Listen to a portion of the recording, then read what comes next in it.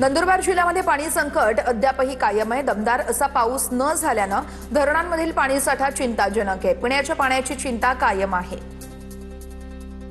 नाशिकच्या येवला तालुक्यामध्ये अद्याप पाणी टंचाई कायम आहे। 12 गावं आणि 23 वाड्यांना अजूनही 9 टँकरद्वारे पाणी पुरवठा होतोय। नैसर्गिक जलस्रोत कोरडे ठाक पडले। टँकर सेवेला 31 ऑगस्ट पर्यंत मुदतवाढ आहे। 6 ते 7 तारखेनंतर पावसाची तीव्रता राज्यात कमी होणार आहे। पुणे जिल्ह्यातील घाट माथ्यावरती 2 दिवस मुसळधार पाऊस पडण्याची शक्यता आहे। हवामान तज्ज्ञांची माहिती आहे 2 दिवस पुण्याच्या घाट माथ्यावर येलो अलर्ट आहे।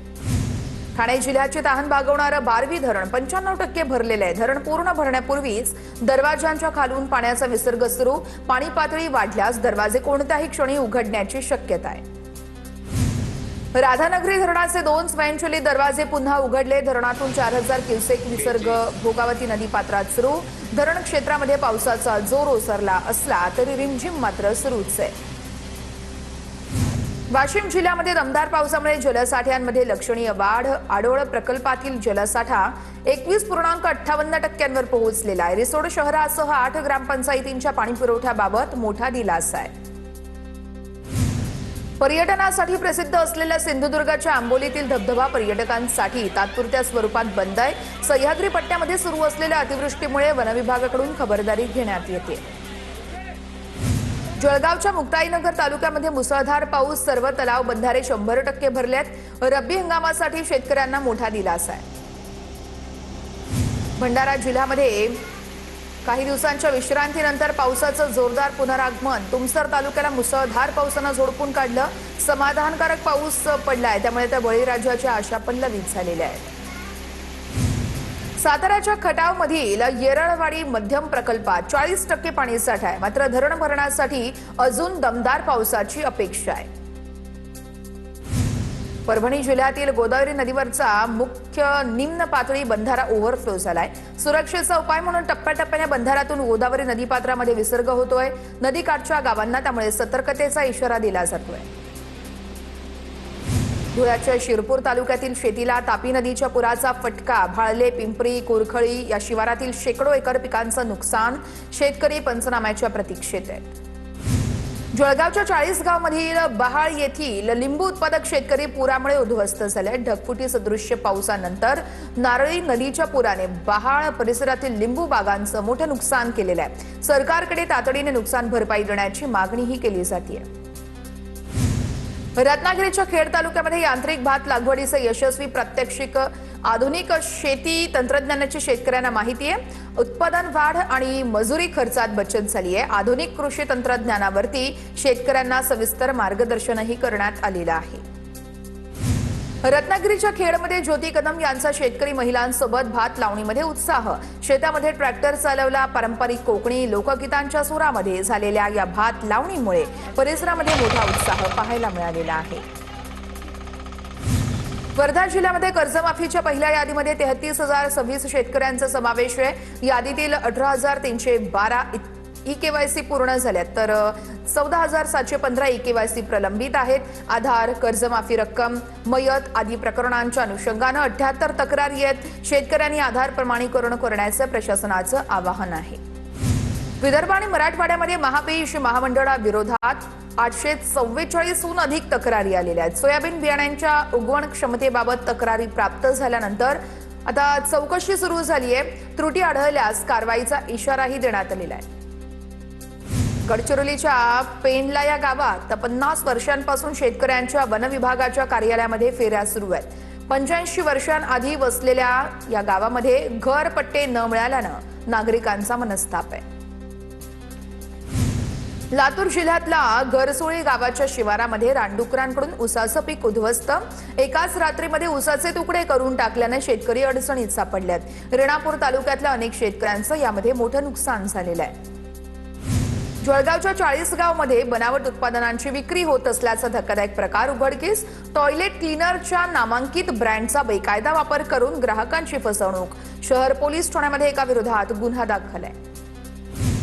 लोणावळा आणि खंडाळा परिसर हिरवाईनं नटलेला आहे। सह्याद्रीच्या डोंगर रांगांवरती दाट धुक्याची चादर पसरली आहे। मिसिंग लिंक प्रकल्प देखील धुक्यात हरवून गेल्याचं विहंगम दृश्य ड्रोन कॅमेऱ्यात कैद झालेलं आहे। निसर्गाचा हा मनमोहक रूप अनुभवण्यासाठी टायगर पॉइंट आणि भूशी धरणावरती पर्यटक मोठ्या संख्येनं गर्दी करतायत आणि हा व्हिडिओ सध्या सोशल मीडियावर मोठ्या प्रमाणात व्हायरल होतोय। अंबरनाथमध्ये खड्ड्यांमध्ये पीपीई किट घालून मूनवॉक करण्यात आलेलं आहे। पालिकेचं लक्ष वेधण्यासाठी मनसेचं हे अनोखं आंदोलन आहे। उड्डाण पुलावरील खड्ड्यांनी अंबरनाथकर पुरते हैराण झालेले आहेत। जळगावमधील मुंबई नागपूर राष्ट्रीय महामार्गावरती खड्ड्यांचं साम्राज्य आहे। महामार्गावरती 9 किलोमीटरच्या अंतरामध्ये तब्बल 246 खड्डे आहेत। मुंबई आणि नागपूर शहराला जोडणाऱ्या मार्गाची दयनीय अवस्था झालेली आहे। धुळ्यातील प्रकाश टॉकीज चौकामध्ये 15 फूट रुंद खड्डा पडल्याची घटना आहे। खड्ड्यामुळे वाहनधारकांची मोठी कसरत होते। गटाराच्या कामानंतर रस्ता न दुरुस्त केल्यानं 15 फूट रुंद खड्डा या ठिकाणी पडलेला आहे। नाशिकच्या इगतपुरीतील तिनलक्कडी पूल ते आंतरराष्ट्रीय विपश्यना केंद्राला जोडणाऱ्या पुलावरती खड्ड्यांचं साम्राज्य आहे। हजारो साधक, विद्यार्थी आणि आदिवासी नागरिकांचा जीव मुठीत धरून या ठिकाणी प्रवास सुरू आहे।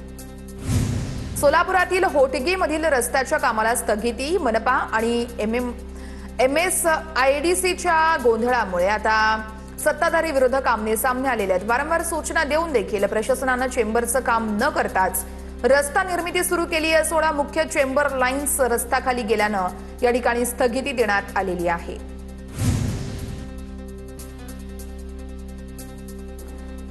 तर मुंबई नाशिक महामार्गावरील खड्डे तात्पुरत्या स्वरूपात बुजवण्यात आलेत। राष्ट्रीय महामार्ग विकास प्राधिकरणाकडून खड्डे बुजवण्याचं काम, प्रवाशांकडून कायमस्वरूपी खड्डे बुजवण्याची मागणी। मुंबई नाशिक महामार्गावरील खड्ड्याची बातमी TV9 मराठीनं दाखवली होती आणि त्यानंतर प्रशासन खडबडून जागं झालं। महाड शहरातील दस्तुरी नाका परिसरामध्ये रानडे हॉस्पिटल शेजारील मुख्य रस्त्यावरती खड्डे पडले। दररोज हजारो नागरिकांचा जीव धोक्यात घालून या ठिकाणी प्रवास सुरू आहे। खड्डे बुजवण्याची मागणी स्थानिकांकडून केली जाते। रायगड जिल्ह्यातील महाड एसटी बस स्थानकाची दयनीय अवस्था झाली आहे। बस डेपोमध्ये 1 ते 2 फुटांचे खोल खड्डे पडले आहेत। बस चालकांची बस चालवताना मोठी कसरत सुरू आहे। खड्ड्यांमध्ये पाणी साचत असल्यानं प्रवाशांनाही त्याचा त्रास सहन करावा लागतोय। मुंबई गोवा महामार्गावरती रायगडच्या लोणेरे उड्डाणपुलावरती भला मोठा खड्डा पडलाय। खड्ड्यातील लोखंडी सळ्या पूर्णपणे बाहेर आल्या, त्यामुळे अपघाताचा धोका वाढलेला आहे। ठेकेदारावर कारवाई करण्याची स्थानिकांची मागणी आणि वाहन चालकांकडून देखील आता मागणी केली जाते। जळगावातल्या खड्ड्यांबाबतचा मनसे शहर उपाध्यक्ष ललित शर्मांचा व्हिडिओ व्हायरल। आकाशवाणी चौकामध्ये खड्डे चुकीच्या पद्धतीने बुजवले जात असल्याची तक्रार आहे। अहिल्यानगरमध्ये नगर मनमाड राष्ट्रीय महामार्गाची मोठी दुरवस्था झाली आहे। महामार्गावरती ठिकठिकाणी खड्ड्यांचं साम्राज्य आहे। वाहन चालक आणि स्थानिकांना खराब रस्त्यांचा त्रास होतोय। प्रशासनाकडून रस्त्यांच्या डागडुजीची कोणतीही हालचाल नाहीयेच। नंदुरबारच्या सोनार गल्लीतील मुख्य रस्त्यावर खड्ड्यांचं साम्राज्य, वाहन चालक, व्यापारी आणि नागरिकांना मोठा मनस्ताप। जिल्हाधिकारी कार्यालय, जिल्हा रुग्णालयाकडे जाणारा महत्त्वाचा मार्ग दुरुस्तीच्या प्रतीक्षेत आहे। बुलढाणामध्ये एसटी चालकांना रस्त्यावरील खड्ड्यांचा व्हिडिओ करत आपबीती सांगितली आहे। बुलढाणा ते सैलानी मार्गावर खड्डेच खड्डे आहेत। शाळकरी मुलांना मोठी अडचण होते। अपघाताची शक्यता नाकारता येत नाहीये। नाशिकच्या मनमाड बस स्थानकाच्या आवारामध्ये खड्ड्यांचं साम्राज्य आहे। बस चालक आणि प्रवासी वर्गाला नाहक त्रासाला सामोरं जावं लागतंय। प्रशासनाने तातडीने खड्डे बुजवावेत अशी मागणी केली जाते।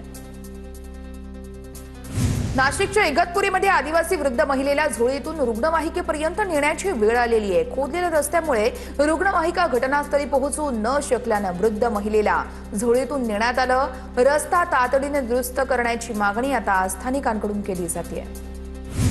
भूमिगत गटार योजनेमुळे धुळे शहरातील रस्त्यांची चाळण झालेली आहे। खड्ड्यांमुळे वाहनधारक त्रस्त झाले आहेत। लहान मोठ्या अपघातांच्या घटनांमध्येही वाढ झाली आहे। खोदकामानंतर खड्डे योग्य पद्धतीने बुजवले जात नसल्यानं नागरिकांमध्ये तीव्र नाराजी आहे।